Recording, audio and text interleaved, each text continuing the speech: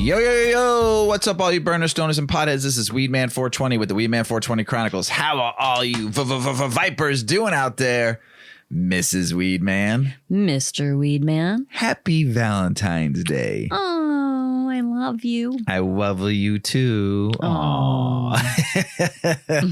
Hey, everybody out there in the world. Hopefully you're smoking some big fat doinks while you're listening to the show. And we're about to get normal. Yeah. Let's get normal. We are smoking Gorilla Glue grown by some traditional market folks called 3 Trees. And I'm super stoked because I've been wanting to smoke this for 2 weeks now, but I was saving it for the show. So I'm super psyched. And we are smoking Gorilla Glue. And this is it's an OG strain. I mean, everybody knows Gorilla Glue. It's been around for a while. It's an indica dominant hybrid 60-40 sativa strain created through crossing the classic chocolate diesel and sour diesel strains. This bud packs a crazy, powerful high that leaves you feeling like your mind is filled with glue, all fused with insanely potent between 25 and 28% average THC levels. The high starts with a cerebral rush that leaves you feeling happy yet totally hazy, with no hope of focusing on anything anytime soon. Great. Why do we do this to ourselves? But we do pretty well. Yeah. We do. We hit moments of not so well. As your head high builds and builds, your body will be washed over with a deep body buzz, leaving you feeling completely stoned and immovable. These effects last for hours on end and often end up in deep sleep for the lesser experienced. Because of these effects, Gorilla Glue is said to be perfect for treating conditions such as chronic pain, depression, insomnia, nausea, and muscle spasms. This bud has super sour diesel chemical flavor that's incredibly harsh and sticks to your tongue long after you finish toking.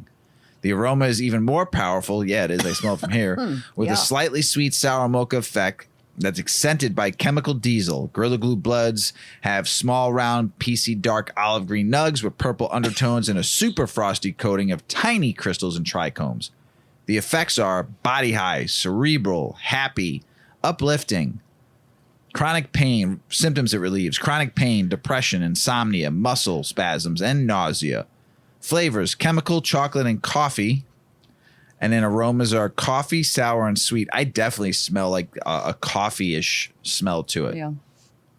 What do you think of the taste, Mrs. Weedman? Taste buds tasting it today? No. No taste? No taste. Well, share that joint. Stop hogging it, Hoggy. Thank you very much. Got anything to say? I would say I can tell it's an earthy strain, but I can't taste anything specific. I'm ready for that to kick in. Ready for that to kick in? I want to feel normal. We're going to get normal. I like that phrase. I love that. Getting normal. So good. While I'm smoking, Yeah. we had a good weekend. It was beautiful out. Yeah. It was Phenomenally like spring in 48 Chicago. to 52 degrees all weekend long. I took Yuki Even out. today. Yeah, even today until the rain came. But took Yuki out and had a great day, 2 days with her on her training. And I've been working with her a lot on staying while I throw the ball because I want to take her disc golfing with me. How do you say it? Disc golfing? Not disc golfing. Froth. Thank you. I can't say it. You can't say it. Not at all. I've been trying for years and you've been making fun of it. You even wrote it down 100 times and I still can't get can't get those Can't words. get the words. The letters. So my ultimate goal with Yuki is to take her on the disc course with me and have her come on the course with me without a leash. So I can throw the disc, have her sit and stay while I throw my disc, and then throw her disc, so then to let her go fetch it. That's the ultimate goal.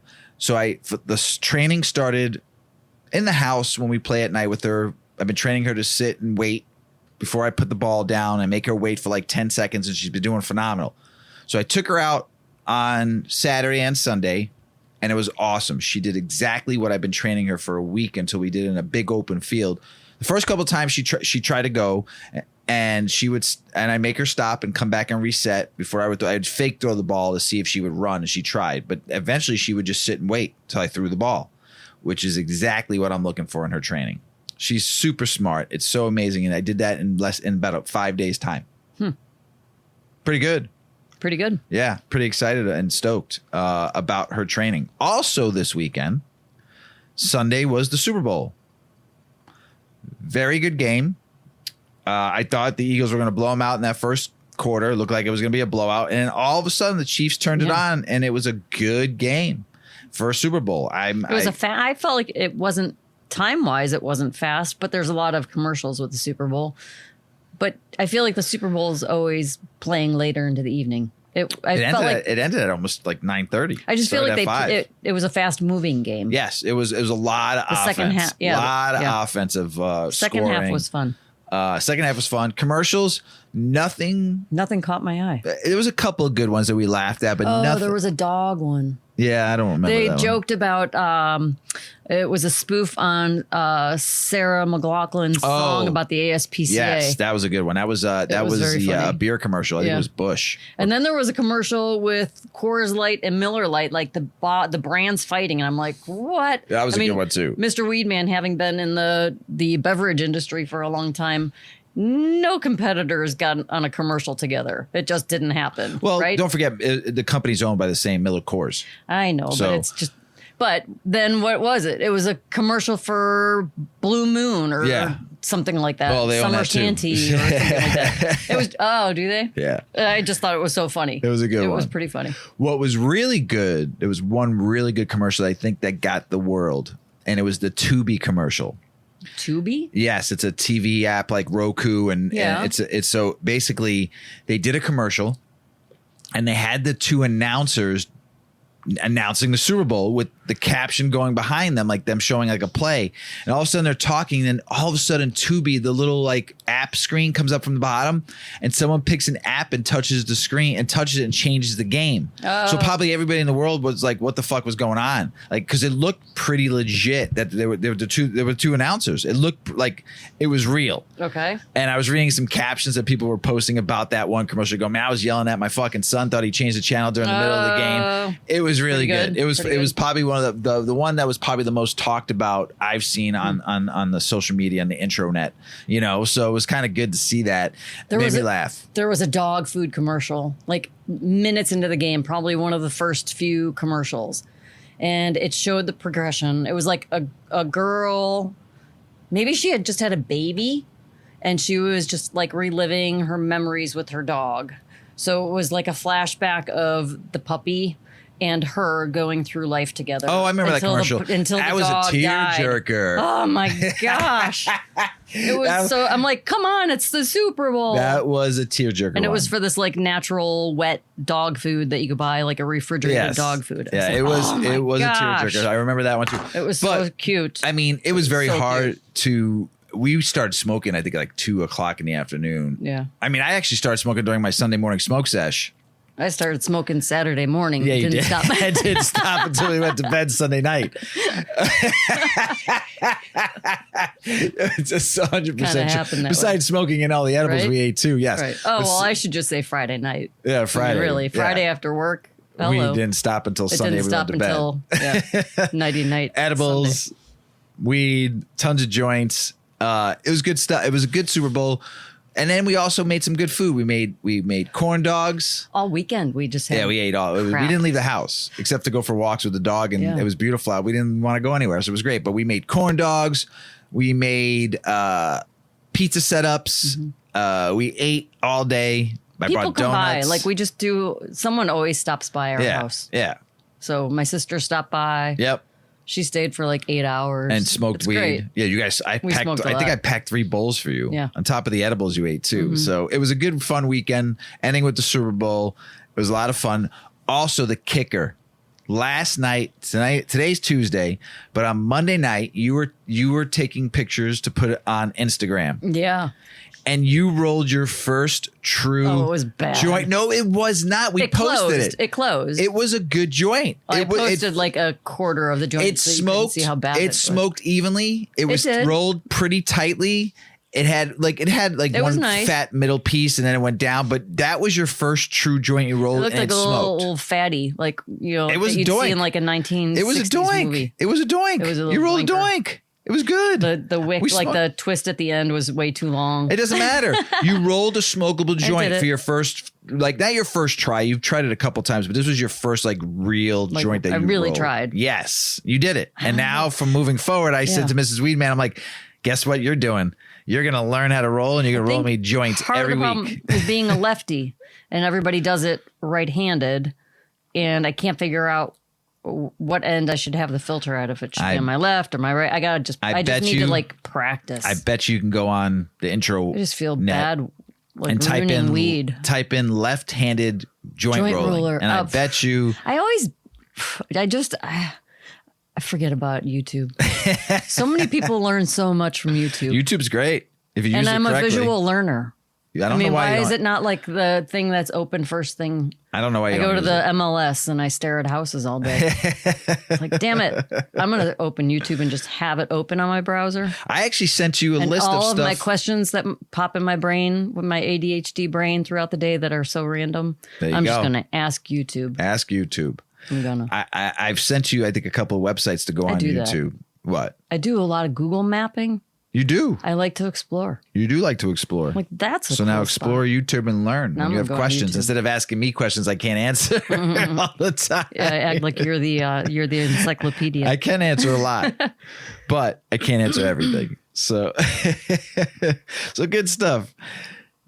Man, I'm still impressed though that joint you rolled. So it was okay. I thought it was good. It was cute. So it was a cute one. It was almost like a little cartoon character. I should have put a little face on it. A little smiley face. Lit its head. You should have wrote on there Susan's first joint. We should have saved it. I should have put it in a shadow box frame.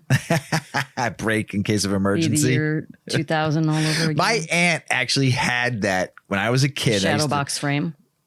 Yes, but it had a joint in there and it said, "In case of emergency, break glass." This was like the late 70s, early 80s. My Aunt Joycey, because they had them at like Spencer's. Yes, mall. But my Aunt Joycey actually had a real joint in there. Someone made it for her and gave it to her, and I used to look at it all the time and laugh. I had to be like 6. You wanted it? Oh yeah. Was it just hanging like on monofilm? No, it was like in a little it was held in there by something. I don't know how this person made it for her, but my Aunt Joycey is an old hippie burner. She smoked weed. I still probably smokes weed to this day. Yeah. But she had this, and we used to, as kids, used to pick it up. We knew what was in it because I told you my dad was a dealer, so it was. I knew what it was, and he smoked joints all the time. We would sit there and laugh in case of emergency, break glass, and there was a little hammer hanging off the side and a real joint side that a friend of hers made. It was fucking great. So, speaking of joints, so you ready to get the show started? Let's do it. Let's go. You're going first. I am? Yes. I get the first story? Yes. So it's all about medical cannabis cards. Yeah. Tell us about it. Well, it is a very good question. So this is a Benzinga article. It was just a staff writer there. And it is, who can tell I have a medical cannabis card? From cancer to Tourette syndrome, cannabis is proving to be an effective treatment for a variety of chronic health disorders. Despite its widespread use, medical cannabis legislation and the ramifications of obtaining a medical cannabis license are frequently misunderstood. Cannabis is still illegal under federal law. This means that anyone who discloses information about their use could be subject to prosecution. Patients expect their medical cannabis records to be kept confidential, just like any other medical data. Luckily, there are steps patients can take to protect personal information. Yes, you can trust that your medical information will be protected thanks to the HIPAA regulations. HIPAA is the Health Insurance Portability and Accountability Act, and it is a law that includes security and data privacy provisions in order to protect patients' healthcare-related and medical information in the United States. HIPAA is a federal law that was signed by President Bill Clinton in 1996. It mandated the adoption of national standards to prevent sensitive patient information from being revealed without the patient's consent or knowledge, combating misuse, fraud, and waste in health insurance and healthcare delivery, as well as enhancing access to long-term care services and health insurance are among the other objectives. The HIPAA privacy rule is the first national policy in the U.S. to secure patients' personal or protected health information. It aims to preserve patients' privacy by requiring doctors to submit a list of all entities to whom they can disclose patients' information for billing and admin purposes. The privacy rule also protects people's rights to know and choose how their health information is used. The primary goal of the privacy rule is to guarantee that individuals' health information is effectively protected while allowing the flow of health information required to deliver and promote high-quality treatment and maintaining the public's health and well-being. So, is a medical cannabis card included in a background check? Background checks will not reveal that you were granted a medical marijuana card.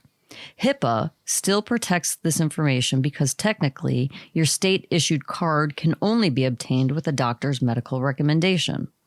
Though HIPAA may keep the status of your consumption private, it's vital to note that the state-issued card is not.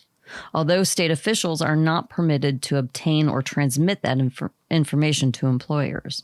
There is no way to access the data without permission, and your personal information, such as your social security number, is not included.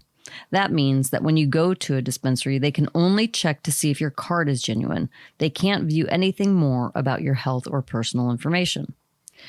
So would it be included in a federal background check? Well, technically, simply having a medical marijuana card will not appear on a federal background check. However, this does not rule out the possibility of your marijuana use being detected. While a medical cannabis card will not appear on a federal background check, if you have any run-ins with the law related to cannabis usage or possession, even if it was medical, you may still face issues if your criminal background check is run. Keep in mind that federal and state laws are very different. Cannabis is still prohibited in the United States at a federal level. Can my employers access medical marijuana records? No, they can't. Your employer will never be able to acquire access to that type of sensitive information. Good. Nor will it be accessible to any future landlord or bank. Even if you utilize your company's doctor and the information is revealed in your medical report, the doctor is not allowed to share any information with your employer. Your information is secure, but it's up to you to exercise caution and keep your use hidden. Cannabis law on employment. Just because cannabis is legal in many states doesn't mean it's permitted in the workplace. Employers can terminate, punish, or take other disciplinary actions against an employee who uses cannabis at work or shows up to work while under the influence, even if the individual requires it to cure a medication or a medical condition. Several states have laws prohibiting employers from discriminating against medical marijuana cardholders or terminating employees who test positive on the job. Some of these states additionally require employers to fairly accommodate an employee who requires medical marijuana to treat a medical condition. Most states that have legalized medical or recreational cannabis leave testing decisions at the discretion of individual employers. According to the National Conference of State Legislators, employers can't take medical cannabis use or positive drug test results into account when making hiring and firing decisions. I did not know that. Provided that the employee does not bring their medical cannabis to work, they are not working in a job that could cause serious harm to others, and they are not working in a federally related position. So, some ways to boost up the protection on your personal health information. Well, medical cannabis cards shouldn't include your personal information. The card should only include the issue and expiration date, a passport-style photo, your number, and the name of the state. Even in states where cannabis is recreationally allowed, don't flaunt your use because it is federally outlawed. It's common sense not to advertise your use on social media, for example. Visit a dispensary that is far from your workplace. Otherwise, you risk being seen entering a dispensary by a company employee. That little tattletale coworker. Go smoke some weed. Nobody likes a rat. Yeah. Do your own background check. With so many trustworthy online background check services available, it's never been easier to go ahead of your employer or get ahead of your employer by conducting your own background assessment. Periodic personal background checks will also keep your personal and professional public profiles up to date. And stay informed. While your health data will be padlocked from anyone on the outside looking in, it is your job as a cannabis consumer to use common sense and remain up to date on your state's legislative changes. And that's all, folks. Nice. And just so you know, that article was originally published by the Cannabis community. Oh. Yeah, their website. Cool. What is Delta 11? Phew, Another one. And as DJ Khalid says, another one. Another one. The reason why I said that is I was just listening to him. So, just when you thought you knew all the cannabinoids in the hemp plant, a new compound has emerged. And trust us, when High Time says it, you don't want to miss out on it. Delta 11 is yet another naturally occurring, extremely trace cannabinoid found in hemp. With new technology has allowed us to isolate and explore to see what this can offer. And while Delta 11 is still quite new, it's already showing a lot of promise in the industry. Let's explore what it does and how effective it is. Binoid is one of the few brands that have embraced Delta 11 and learning more about it. So what exactly is Delta 11? Delta 11 is a legitimate cannabinoid in hemp rather than a synthetic cannabinoid. Well, that's good. Riding on the coattails of hemp's growing popularity, first referenced in the early 1970s, there is very, very little information about it out there. And the fact that it's psychoactive, which isn't surprising, considering that we know about THC compounds in general. Like other THC compounds, Delta 11 is structurally similar to the prominent cannabinoids, meaning that the molecules offer forms of THC along with CBD can be arranged to produce Delta 11 isolates at an efficient rate. Is Delta 11 THC identical to 11-hydroxy-THC? A common mistake in confusing Delta 11 with 11-hydroxy-THC, a metabolite found in the liver.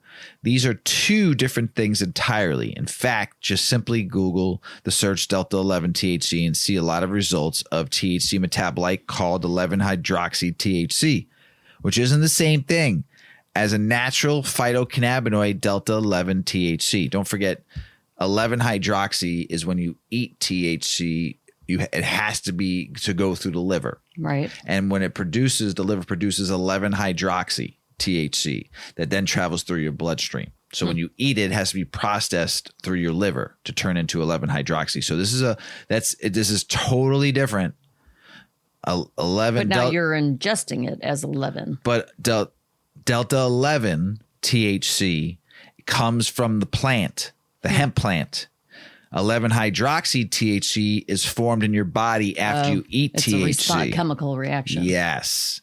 It has become more recognizable in the field of cannabis pharmacokinetics that 11-hydroxy THC is what Delta 9 metabolizes into once it gets broken down by the liver's enzymes, serving as a middleman of sorts before converting it into THC-COOH.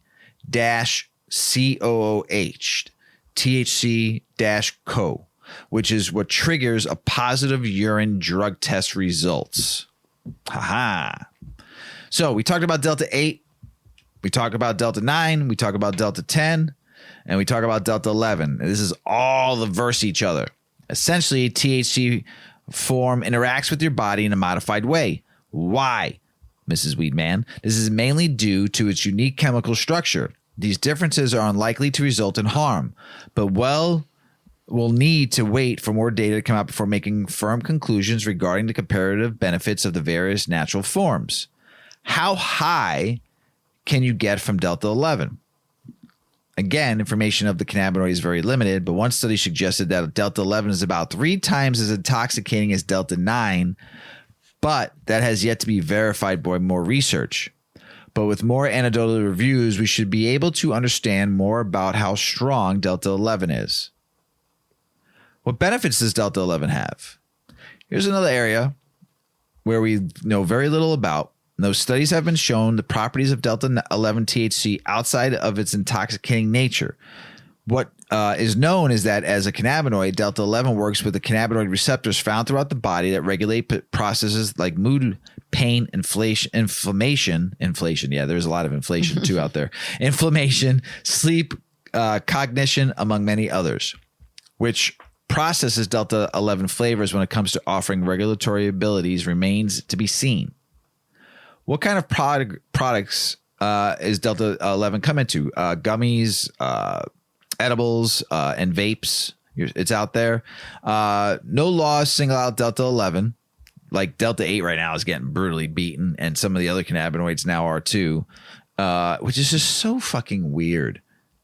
Why are you banning some of these cannabinoids in states? It just doesn't make any sense to me. When you have, it does make sense in some ways because it's not going through a dispensary and they're not getting heavy taxed on it and they're not regulating it like they should. That I understand. But it's part of the plant. Mm-hmm. So the only thing that was actually ever illegal was THC, federally illegal coming out of there. But then they did the hemp law. So everything coming out of hemp is legal. But what they're missing out on is some of these cannabinoids that could be really worth it. So check your states to see if it's legal or not. Is it safe? Ask for the safety of delta 11.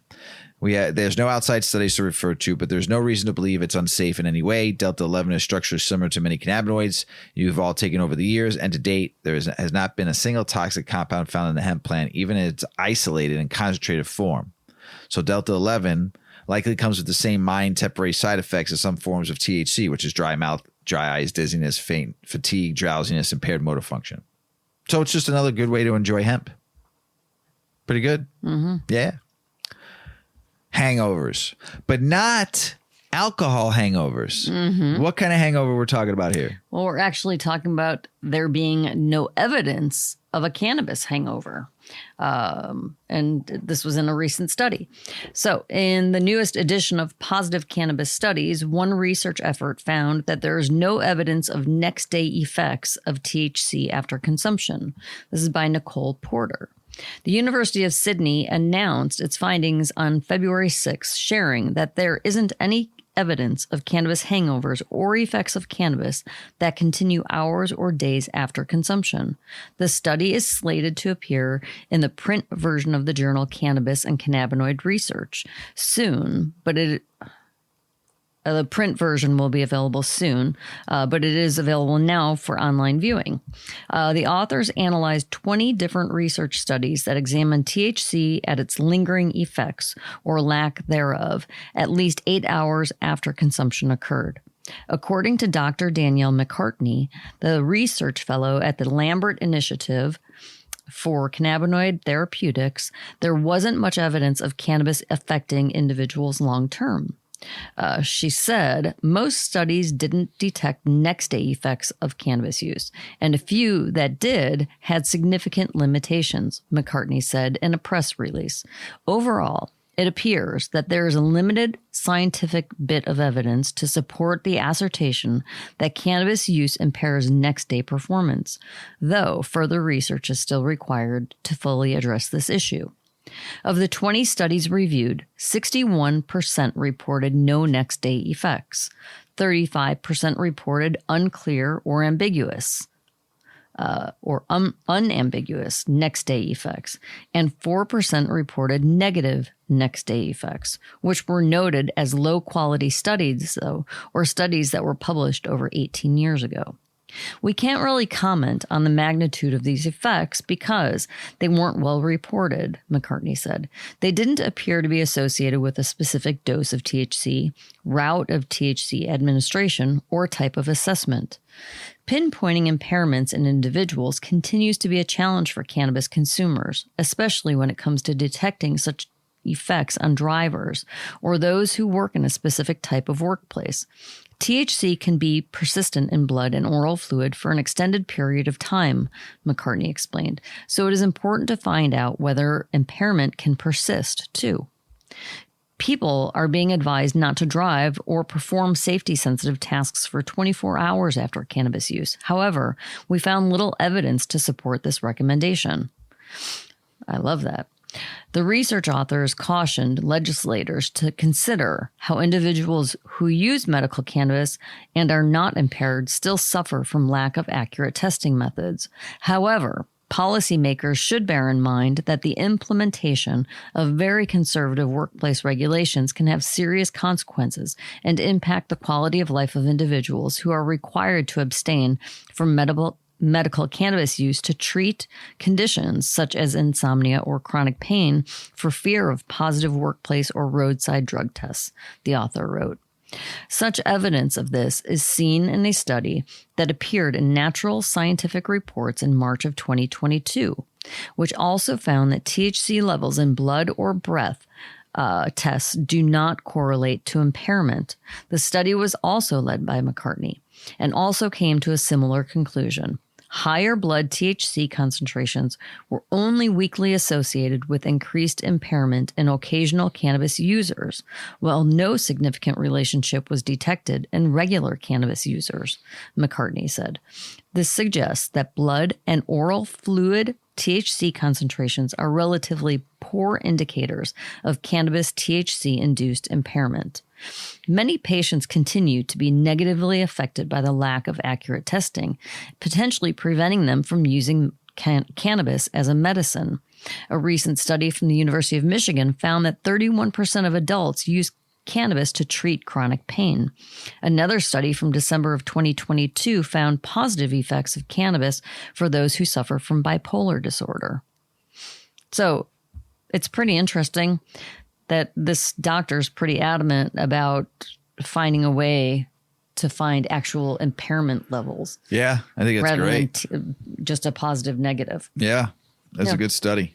I mean, have you ever had I would never say I had a cannabis hangover, but I've woke up a little foggy. I've woken up maybe still stoned from like a late night edible. Late night edible. Like maybe we took it too late. And you have to get up too early the next day. You haven't had. Well, I remember that sleep. one edible time you took and you still woke up stoned. I woke up. I was like, oh. Yeah. I had to go drive and pick up O-Dog from I had work. to go drive and I'm like, you can't do that. And I fell right back into bed. Yes, Bonk. you did. Yeah. Oh, shit. Nighty night. Could there be a cannabis tipping point in 2023? Is it possible? Cannabis is already legal in 21 states, D.C., and 3 territories. It's on the ballot in Oklahoma in March, and now it's up for debate in nearly a dozen legislators. If even a few bills squeak through, pressure will build on Congress to address the reality that more than half of the United States has fully legalized something that remains prohibited under federal law. It's just still ridiculous to me. Many of the bills don't stand a chance of passage as they are up against Republican-controlled legislators, Republican governors, or both, and cannabis reform efforts often face the highest hurdles in red states, as Cannabis Wire has reported. In Indiana, for example, lawmakers haven't even agreed to allow for medical cannabis, and they're therefore unlikely to advance adult use legalization on the table. That governor said if it goes federally legal, he'll do it. And there has been some bipartisan talks, which is good. But in at least one state, Minnesota's legalization is all but a done deal. As Cannabis Wire recently reported that this is because Democrats gained control of both legislative chambers and the governor is on board, and 2 other states where the Dem governors are eager for adult use legalization. Pennsylvania, where medical cannabis is already legal, and Wisconsin, the legislative makeup has shifted in favor of reform, but not enough to create a clear path to passage. No cannabis bills have yet been proposed in either state this year. It's worth highlighting that support for legalization doesn't always come down to party. Delaware Governor John Carney, for example, is opposed, while Republican lawmakers are increasingly moving at a snail's pace, putting forth proposals for cannabis law reform. As Cannabis Wire has reported, Americans for Prosperity is focused on the GOP-led efforts at the state and federal level. Here's Mrs. Weedman, you've heard me say this many a times. Put it on the ballot. Let the people decide. You should have no right as governors and senators and Republican and Democrats and House representatives now I'm talking about per state, not federally, you should have no right in making that decision.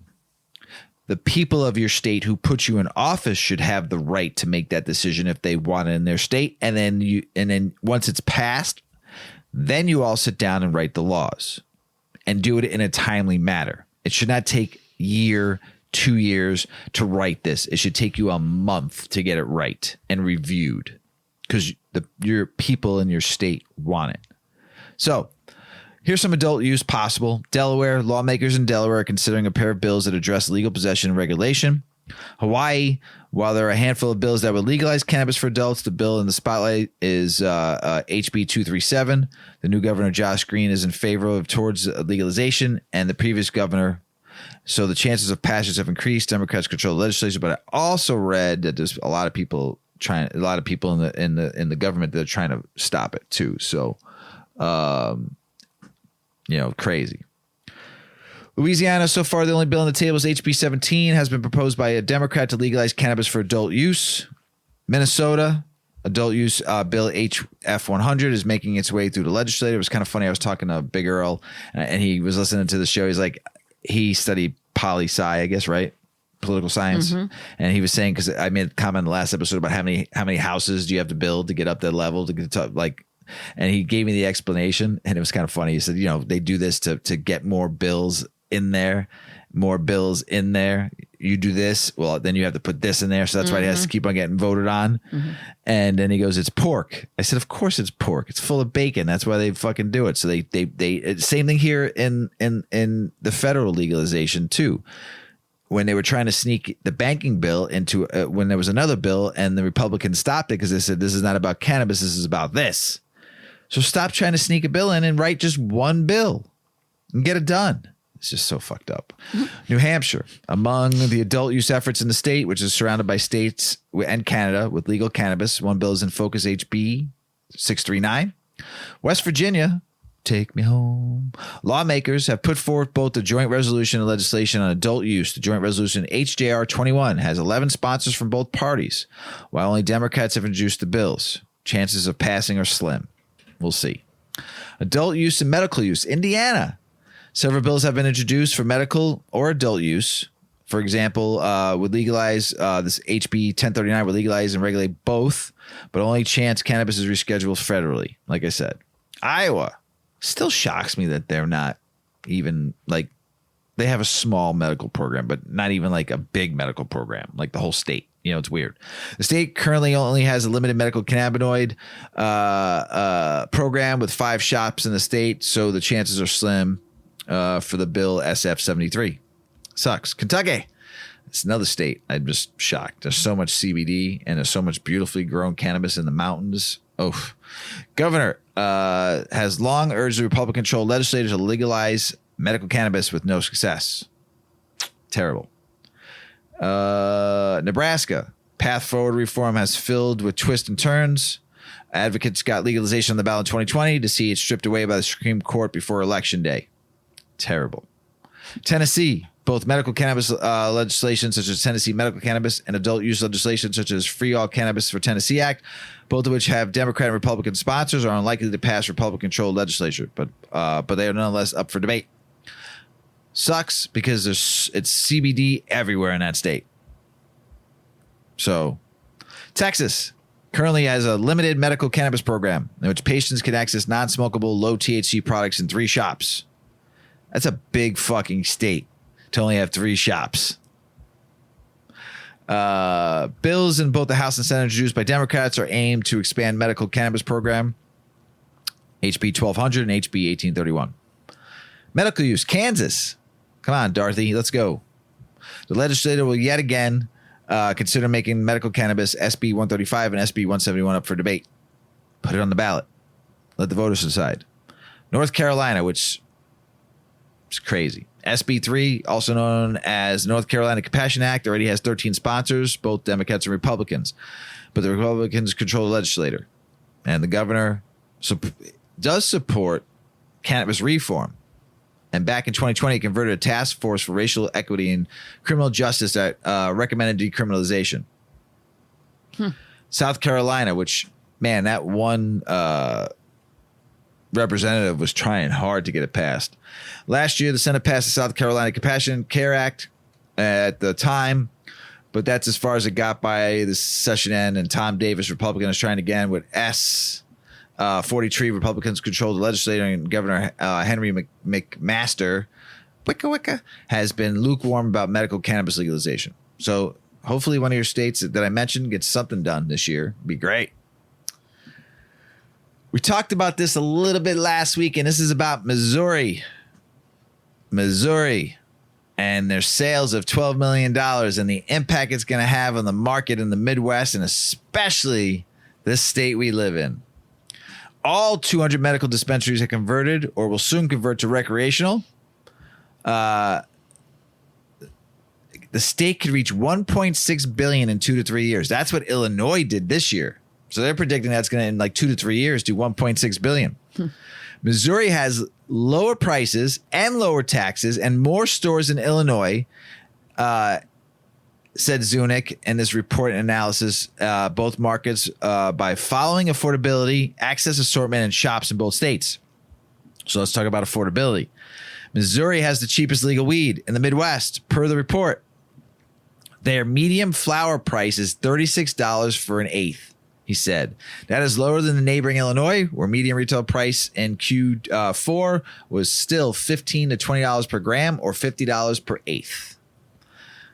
Access, according to analysis, there are 200 stores in Missouri with 71 in the St. Louis area. 71. And 44 in Kansas City. While Missouri was medical, there were only 4 stores on the Illinois side near St. Louis. Assortment. A scan of menu shows most formats available with various brands. Per the report, however, Cantor's analysis said they do not have wholesale price data for Missouri. Out-of-state shoppers. Missouri is so close to those states with adult use cannabis is not legal yet. Arkansas. It's medical, but not recreational. Oklahoma. Kansas. Nebraska. Iowa and Tennessee. And Kentucky's pretty close too. True shoppers from Iowa and Tennessee may no longer be going to Illinois, but Missouri for pricing. Just like here, too, like the border of Illinois and Indiana, people from Illinois go to Michigan because it's cheaper. You get a fucking ounce for $75, $100 in some shops. So the impact, says Zunick, 30% of the sales in Illinois come from out-of-state shoppers. He assumes there will be a decline rather meaningfully. He added that this may not be just about inbound traffic, as Illinois-based consumers could drive to Missouri now. Stores in greater Chicago area may be more insulated, but those near the borders will be impacted. And there's 4 stores around the border there. They're going to be impacted, unfortunately. Missouri could quickly become an attractive market and one where MSOs begin to acquire local operators. It's already happening. All is assuming licensing remains limited. You fucked up, Illinois. You're greedy. And now you're going to pay the piper because all these other states are going to come around quick, because once Missouri is taking all that business away from you, what are you going to do? What you going to do when Missouri comes after you, Illinois? Whoa. Whoa. Little Hulkster reference. That's intense. Hey, Virginia Senate, though, approves cannabis sales and psilocybin rescheduling bills, sending them to the House. It's official. Maryland to roll out recreational cannabis market only 8 months after voter approval. That's big. That's pretty quick. It's like Missouri. They did it quick too. States trying to move forward to Florida, trying to get accept applications for 22 medical cannabis licenses in late April. It's a long way to move. If you want to spend $30 to $50 million on a license, good luck to you, because that's what they charge in that fucking state. And DeSantis thinks it's not enough. Here's something cool. And I'm surprised that this isn't just legal across the country in every state that's legal or decriminalized. California lawmakers introduced cannabis cafe bill, and it looks like it's going to move through pretty quickly. Sweet. which is awesome. Yeah, they are like many years ahead of us though in laws and Not Nevada. They're doing it quicker than they're doing hotels too. Yeah, they are. So here's my thing about this. We wanted to do one. Yep. We think it's great. I think it's a safe haven for people to come and enjoy their weed. The thing that you can't do is sell it if you just have a little space that you people have to bring their own. So how do you truly make money? By selling coffee and drinks and renting tables out and renting out your accessories and shit like that. But it's a safe place for people to come with no alcohol involved to be able to enjoy cannabis socially in a bar type atmosphere or a cafe style atmosphere like you would see in Amsterdam. So to me, like the state of Illinois has one, and I just heard of another one possibly opening up over in Worth. Someone was saying that it's over by one of the dispensaries over there. I haven't been over there yet to check it out. But if you're in a state that it's legal, medical, or decriminalized, and you don't have a safe, besides your home or a family or friend's house, if you don't have a safe place or a fun place or an exciting place to go enjoy cannabis socially in a cool environment, I think it's wrong. That's just I've been saying this for a while. I think it's fucked up. If you can go out to a bar and there's fucking how many bars in this state and across the country and get your fucking self shit faced and do shots and make an ass out of yourself, why can't you go to have a cannabis bar or a cannabis cafe and enjoy your cannabis in a peaceful, nice, social atmosphere? And this is the thing that pisses me off about the stigmatized or the stigma of cannabis and still not allowing it, but you're allowed to fucking get shit-faced and puke all over your fucking self and make yourself look like an ass or get a DUI or get into a fucking car wreck. This is the problem in this hypocritical fucking country. Get your shit together. Get fucking going. Fight to stop this stigma and free the fucking plant in every state that we're in and get what we stoners, burners, potheads, newbie smokers, people of fucking hippie, whoever, we should be allowed to have a cannabis cafe, consumption lounges, whatever. It's fucking bullshit. And I'll end on that. And just on a little lighter note about that, one of the objections to us having it was that how would we, it wouldn't be enough of an income generator, a tax income generator, right? They're not going to make a ton of money off of it. I get that. We could find ways to make that happen. Not a problem. But the bigger problem was that there's dram insurance for bars and restaurants. So it's like a liability insurance. So when the person who's been drinking in your establishment all day goes and drives home and crashes, or is the cause of a crash, the liability isn't on the bar, right? Well, there is no such standard for, again, it's like, true. We want this industry to happen, but the laws and the changes are very vast. Like there's a lot of different places where cannabis use touches, and one of them is liabilities. And so there is no insurance policy that would cover a business and for liability for that. I get it. So it's a legit concern, but here's it's the happening. Thing. But wait. Can I say something about that? You did not serve that patron cannabis. Right. They brought it into a public space or a private space to consume it. I did not give them any. Right. I did not sell them any. They came into the establishment on their own and went and left on their own.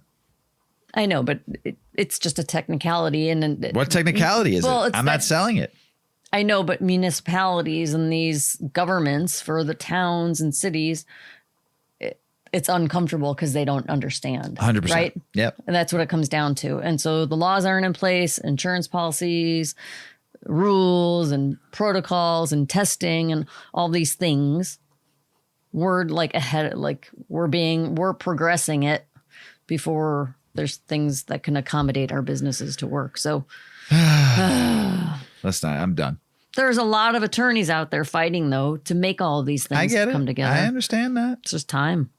Not taking time. It's taking too much time. It's time that it happens now. Right. Coloradoans can now buy weed from vending machines. Yes. Yes. Yes, and it's true. That's pretty cool. Yes, there's a picture of a touch screen here, and you can touch and pick your weed, and it poops out. And I think there's like a little like ATM where you could put your card in and you could put your, put the box in, like the box comes out and you scan your ID and stuff like that. So I think it's pretty dope. That is cool. Yeah. Could House Republicans end cannabis prohibition? Can they really? If there was ever a better time to do it, now would be the time. So we'll see. I don't know. Now, I've made cannabis tea before. Yeah. And I loved it. Mm-hmm. There's some research out there. Tell us about it. Yeah, we were kind of unsure. Like, we didn't really know. We juiced it. We basically juiced it, right? Well, I made a tea. I steeped it. I put a bunch of leaves in there. But the first few times we juiced it. Yeah, we juiced it, which is great too. Yeah. But yeah, so I took a big pot, put like, you're going to say it for me, 5 tea bags. That's an inside joke. That I'm sure most can very understand. Inside joke. Happy Valentine's Day. Anyway, yes, and put like, I don't know, I put a shit ton of leaves in there and some stems and some buds in there. Where? In the tea. In the tea what? In the teapot. What? And boiled it and steeped it. Oh, you're so sneaky. You're not that good. So, and it was delicious. And I had it for about 2 weeks and I would drink a nice little, I like cold tea. So I like iced tea and it was fucking fantastic. And we happened to use our friend Metro's wife's tea company. I don't remember the name of it, but it was delicious. Mm-hmm. And so it was good. So there's some research out there. Tell us about it. Yeah. What does research say about the health benefits of cannabis tea? This was originally printed in Thailand. It's called the Tiger.com. Anyway, since the legalization of cannabis in Thailand last year, this once controversial plant has been making headlines for its numerous health benefits.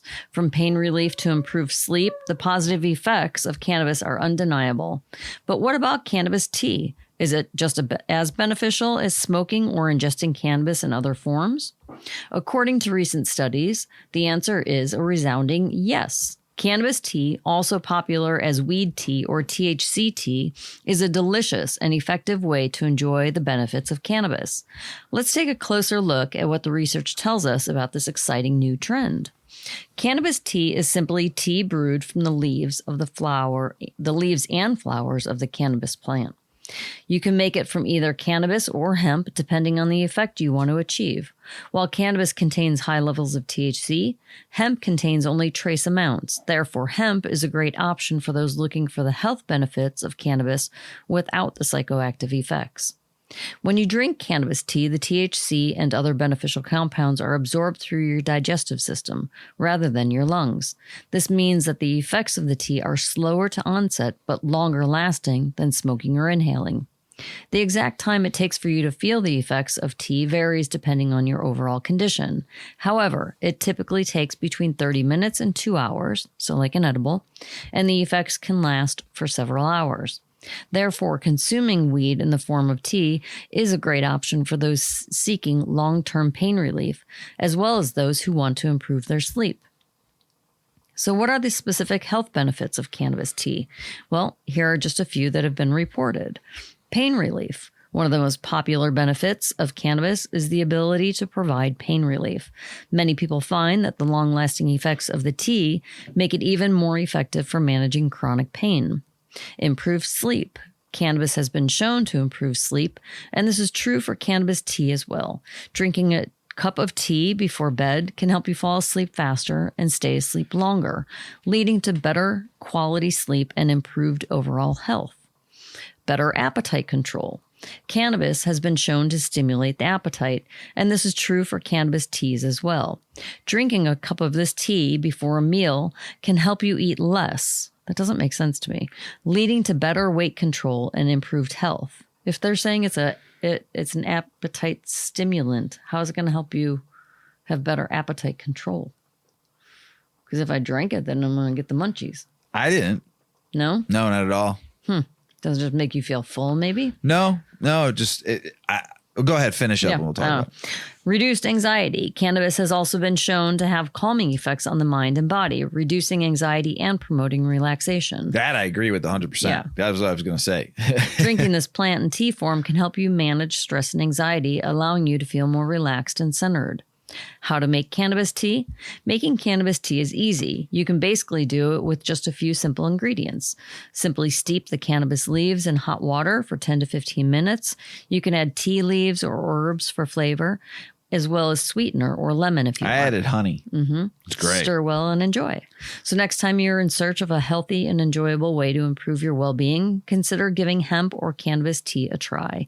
You might be pleasantly surprised by the results. I loved it. You didn't drink a lot of it. Yeah. I loved it.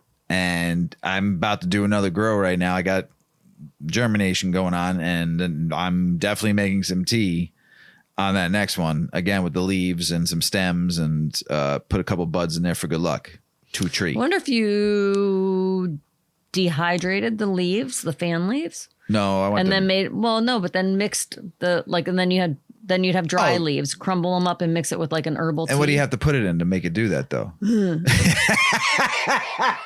Shush. A teapot. A teapot. I have a whole jar of dried leaves that I still have from the last grow that I was going to make butter with a bunch of mids and lows. Those are like closer to the bud. They're sticky, aren't they? Some of them are. There's some sugar leaf in there, which is great, and then there's some regular leaves in there too. I could do both. So we could probably make some tea and put it in what? A steeping facilitator. I will not say the 3-letter word that starts with B, ends with G, and has an A in the middle. Okay, so it was a quick little story about this. This is an inside joke. It's not even funny anymore. It is funny. It's not. It's even still funny because so why is it? Here's the reason why. Here's the reason why it's funny. This is great weed. It's nice. It's mellow. So here's something funny. Actually, since we'll give Three Trees another shout out. Thank you for a great Gorilla Glue joint. So for 20 plus years we've been together. I think for 20 of these years, every time you said the word tea, BAG, I would just start laughing. Hysterically, obnoxiously. Teabag. If I said teabag, that's what would happen. So I go to Starbucks and I would be like, can I have a grande ginger lemon tea? And they'd be like, or I would say, well, how many tea things do you put in there? And they'd be like, what? And I'm like, I just can't even say the word. I can't even say it. And then he'd be standing over my shoulder and I'd be like, just the tea things, the little pouch with the tea in it. Are there one of those or two in a grande? And they're like, tea bags? And then this.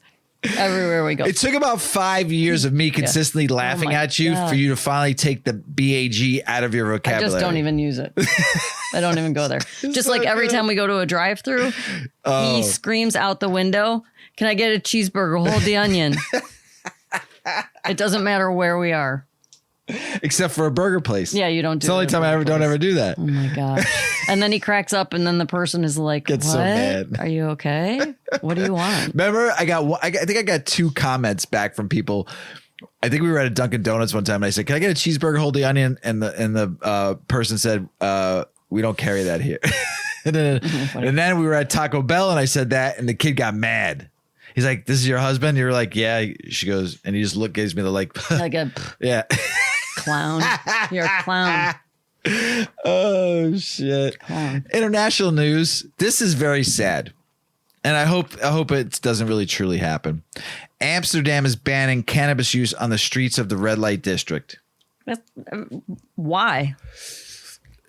I mean, seriously, like why? After all these years. In a bid to improve the quality of life for residents. See, here's the thing. Because not everybody wants to. But here's the thing. It. Amsterdam is not for cannabis. The coffee shops are. It's illegal elsewhere, right? So, I mean, it's like a special use. Yes.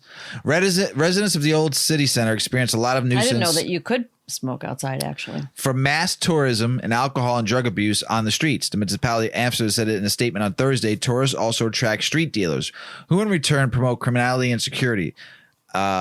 You're walking past the red light district where you have half naked women selling their bodies. So you're going to tell me smoking cannabis, and nothing wrong. That's a profession. I'm not making fun of that at all. What I'm saying is, though, why can't you smoke cannabis on the street when you have women, men? You've got prostitution and all of these other all really this other awful stuff. things. Yeah. The smell of cannabis is the problem. Right. They're trying to clean it up. It's estimated about 10 to 15% of Amsterdam's tourist industry is based on the red light district. That's a lot of tourism. For several years, We Live Here campaign has been used to make visitors aware that ordinary people live in the red light district. And the most recent Stay Away campaign, launched toward the end of last year, has focused on activity discouraging international visitors who plan to go wild in Amsterdam. This year, Amsterdam is expected to receive more than 18 million overnight visitors. By 2024, that number could reach 23 million, in addition to another 24 to 25 million day visits, according to the local authority research and statistics department. Crazy. Wow. Come on, Amsterdam. You were like the forefront leader at one time of what everybody admired about cannabis. Some global trends in cannabis this year. Canada, bring on the craft cannabis creators. It's the year of the craft grow. Okay. Europe, EU GMP standards will have a global impact on production. Good manufacturing practices that the EU is going to come up with. Africa. Can South Africa step up to lead the way? I think there's other areas in Africa that are going to do more. I think Nigeria, Zimbabwe, I can't pronounce it, Malawi. So I think there's going to be other big players, but I've been talking about Nigeria for a while. Mm-hmm. So South Africa is good too, but I think there's going to be some other big players in Africa. So Latin America is bubbling with over the opportunity. The buzz is about to boom. They've seen incredible influx of new deals, and the continent is specifically wanting software that works globally with compliances for cannabis. Suggests that groups of professionals are looking to make their mark locally and on the global stage. We've read about Colombia. We've read about Argentina. We've read about a lot of different countries, Uruguay, in South America, Latin America. So cool. Thailand, the wild, wild west of Eastern cannabis markets. Oh, yeah, baby. I need to go to Thailand just to smoke a fucking Thai stick and eat a lot of good street food and hang out and have a good time. I need to get there one day with Mrs. Weedman and meet some cool fucking stoner birders and potheads and have some fun and smoke some Thai sticks and get fucking baked. So I'm all excited. All right. So I posted this awesome fucking article on Successful Saturday. And I think this is a fucking beautiful story about a beautiful couple that is out there trying to fucking just do it right with cannabis. Mrs. Weedman, this is you. This is fucking just a great story. And it's appropriate for Valentine's Day because it's just sweet and they seem like lovely people. So, medical couple hopes to break taboo surrounding medical marijuana. This is by Brett Campbell from the Daily Leader. The medical cannabis dispensary at 101 Whitebrook Drive off Highway 51 is the second dispensary to open in the city of Brookhaven, but the first to do so in a purposefully subdued manner. Magnolia Greens Dispensary opened for business on January 30th of 2023.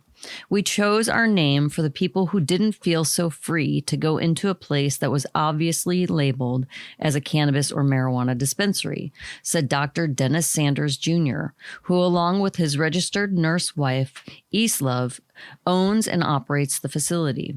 We're a little more low-key. We have spent a lot of time and energy to make sure we can cater to the whole community. We want to help the grandma who doesn't want anyone to know she uses cannabis, or the high-profile community leader who may not be comfortable with people seeing him at the cannabis facility. We have some ambiguity. We have one of the biggest spaces in the surrounding area and one of the safest locations, found directly next to the police department, Sanders said. We're trying to break the taboo here in the buckle of the Bible Belt. Our location and name were chosen because we are purposeful in being discreet.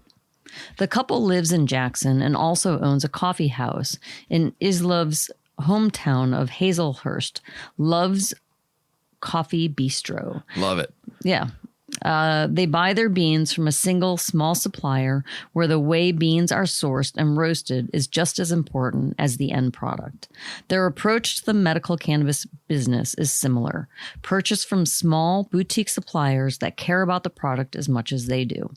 We met with growers to align our goals and interest on plants and patients and growing practices because cutting corners anywhere affects quality, Sanders said. I got into this to help people, not to make a quick buck. We've invested ourselves in this for years. We grew hemp for a while.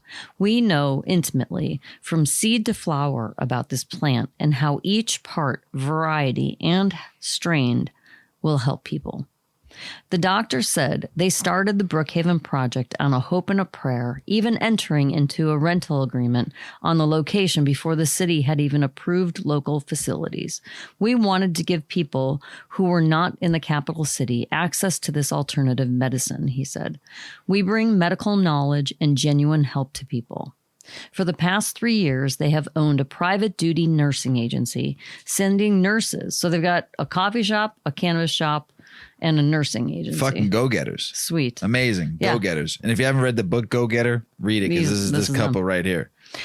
Sending nurses to homes with children of any age who help with anti-epileptic relief and other such treatments. So he goes and counsels families of children who have epilepsy and helps them get herbal medicine. Amazing. Yeah.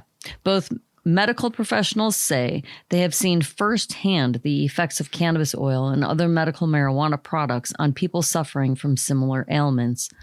On our Facebook page, you can see a video of a child taking cannabis oil while having an active seizure, Dr. Sanders said. Within 15 seconds, it's gone. And there are no side effects, no hangover, and no way to overdose. Hey, didn't we just talk about that? No hangover. Yeah. Things like opioids have side effects. That's not the case with cannabis. Many pharmaceuticals can be addictive. Cannabis can be habit forming, but it's not addictive. There are no withdrawals if you stop taking the drug. These qualities make the use of cannabis important to Dr. Sanders. Regardless of the stigma cannabis use may have, the benefits far outweigh the negatives, he said. Alcohol, tobacco, and opioids are health menaces, but the one that has medical benefits is the one that has been demonized, he lamented. Due to the laws and regulations on medical cannabis in Mississippi, Dr. Sanders cannot prescribe medical marijuana or recommend specific doctors because he owns a dispensary. The Magnolia Greens Company can, however, assist potential patients in answering questions and applying online for cards through the Mississippi State Department of Health. We have about 2,000 square feet of lobby space. People can come in and talk with me or another employee at any time, Sanders said. The retail space is set apart from the lobby, and no one can see into it from here. Magnolia Greens is open. They run 7 days a week from 10 a.m. to 7 p.m. We want patients to be comfortable. Sanders I like said. that time, too. Yeah. It's not heavy burden retail hours where you got to be there at 8 a.m. and you work till 10 p.m. It's a nice, setting. 10 a.m. to 7 p.m. Yep. Perfect. Yep. So we want patients to be comfortable and to get the help that they've waited for so long. Just good people on a mission to make a difference. People, amazing human Really cool. beings. I posted this. I was so highly impressed. I would love to sit and meet this couple and talk to them. Yeah. Just to shoot the shit because they're Pretty just neat. Awesome. People I'd love to hang out and smoke a joint with and get to know. Amazing. It's just their whole fucking story. The Lord of the Rings, great movie, great books, all of it. If you read them, if you watched them, whatever, amazing. The Lord of the Rings pipeweed actually Middle-earth's cannabis. The Lord of the Rings makes no attempt to conceal the Hobbit's love of smoking, but is the pipeweed actually Middle-earth's version of cannabis? Fans of J.R. Tolkien's epic trilogy know the Hobbits and Gandalf love to smoke the, as my dad used to say, the O-beep. The O-beep. Love to smoke the pipeweed. Of course, director Peter Jackson made sure to include halflings' love of smoking in his Lord of the Rings films. However, the interpretation left audience joking and wondering whether pipeweed is actually Middle-earth's version of cannabis. While the idea of pipeweed being cannabis may seem silly, it isn't far-fetched. After all, hobbits are a peaceful race known for enjoying their gardens. Haha. Along with their green thumbs, their elaborate eating schedules of 7 meals a day, which famously include second breakfast, elven knees, and afternoon tea, suggest they may have a bad case of the munchies. However, as funny as Cannabis and Middle Earth sounds, Tolkien confirms that pipeweed is tobacco, not cannabis. Still, the Lord of the Rings text leaves a little wiggle room for interpretation. So, the Lord of the Rings, Tolkien details the hobbit's love of pipeweed, stating they implied or inhaled through pipes or clay or wood that smokes of burning leaves of herbs, which they called pipeweed or leaf, a variety of probably of nicotina. Nicotina, of course, is a Janus plant that includes tobacco. Tolkien himself was an avid tobacco user and particularly enjoyed smoking his obeep. While Tolkien's own habit was likely an inspiration for the Hobbit's beloved herb, this quote also creates room for interpretation by saying a variety of probably of nicotina. The probably suggests pipeweed could be another type of herb like cannabis. Jackson's film adaptation clearly hints as much, with Saruman condemning Gandalf's smoking by saying, "Your love of the halflings leaf has clearly slowed your mind." The Return of the King's movie also includes a scene of Merry and Pippin puffing on pipeweed with crescent eyes while eating and giggling. Although Tolkien's use and stance of cannabis use hasn't been confirmed, Jackson went on to playfully interpretation of the obeep weed. Nonetheless, though, his viewpoint made sense. In Unfinished Tales, a collection of stories and notes published by Tolkien's son, Christopher Gandalf's description of pipeweed suggests the herb produces mind-altering effects and euphoria. Following criticism from Gandalf replies, if you use the herb yourself, you might find that smoke blown out clear your mind of shadows within. Ooh. Anyway, it gives patience to listen to error with anger, but it is not one of my toys. It is an art of the little people away in the West. Although tobacco could be produced a mind-clearing quality for some, many attribute the sensation of cannabis use. While the Lord of the Rings novels blatantly compares pipeweed to tobacco, one can argue the text hints as a sneaky cannabis metaphor. 2.